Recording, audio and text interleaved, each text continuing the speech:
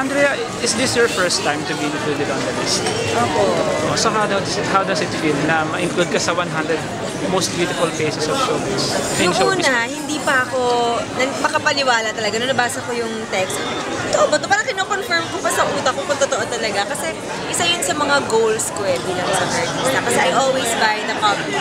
Pag naglalabas sila ng 100 most beautiful. So at least, meron na akong check dun sa list ko na, nandito na ako sa list. How do you keep yourself beautiful? Mahilig kasi ako magpaspay. Tsaka mahilig ako sa mga creams, mga lotions, mga scrub. Ang dami kong ganyan sa bahay. Usually, tinatry ko lang. Tapos, nasa-stock na lang sila lahat doon. So, yun, ano lang, maging conscious ka lang sa katawan mo na hindi ka matutulog na may makeup, gano'n. Tapos, dahil kang magsascrub, yung mga gano'n. Lagyan ko lalagyan ng lotion para hindi nag-dry. Tapos, syempre, ginagawa kong informed yung sarili ko sa kung ano ba yung mga dapat gawin para nga always ko mapapangalagaan. So for you, sino yung pinaka lift? Diba ba sasabi mo, baka consider mo, apart from yourself, sino pa yung isa mo masasabi? Kailangan ba artista? Or kahit hindi, kasi natanong naman din kayo. Ako kasi mom ko talaga. Ang pinaka malapit sa puso ko at talagang for me, yun ang pinakamagandang tao. Kasi marami ako alam tungkol sa kanya, marami siyang nasi-share sa akin.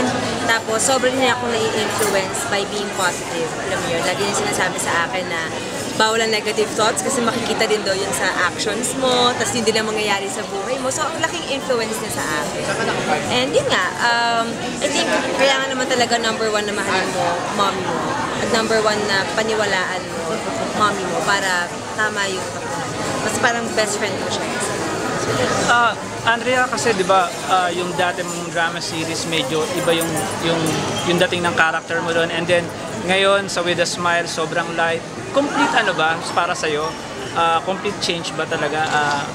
Mas nagagaangan ka ba ngayon? Ay, oo, sobra. Kasi nung sana ikaw na nga, ako lang yung artista doon na walang, tinatawag namin tenga time, na makakaupo ka talaga, makakapahinga. Ako lang yung walang ganon. Kasi talagang lahat ng eksena nandun ako Kasi both kontrabida and bida, syempre ikaw yung nagpe-play. So ngayon, ang laking parang medyo pinapako rin siya na very light nga, yung gano'n. Kasi before din yung sain, parang lagi kang nasa isang sulok minsan nag-iisip kasi prepare mo sa sarili for the So gusto ko rin naman yun, lagi ako nag-challenge para may bago akong natututunan lang.